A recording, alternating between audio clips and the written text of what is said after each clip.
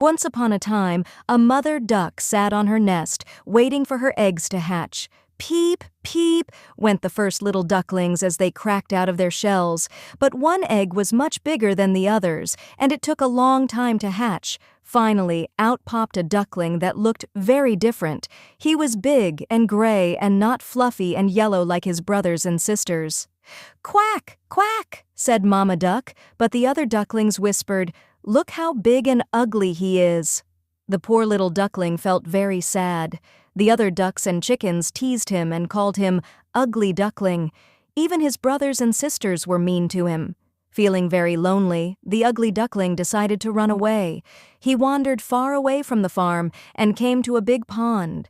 He met some wild ducks, but they didn't want to play with him either. Winter came, and it was very cold. The ugly duckling was all alone and very sad.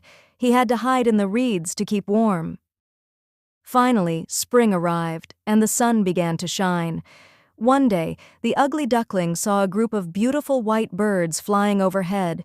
They were swans, and they were so graceful and elegant. The ugly duckling felt a pang of sadness. "If only I could be beautiful like them," he thought.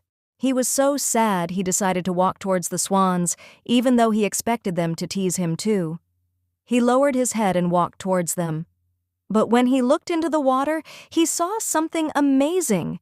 He wasn't a big gray duckling anymore. He had grown into a beautiful white swan.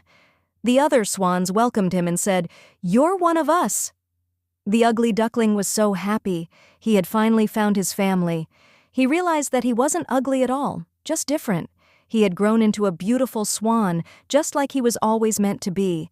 And so the ugly duckling, now a beautiful swan, lived happily ever after with his new family.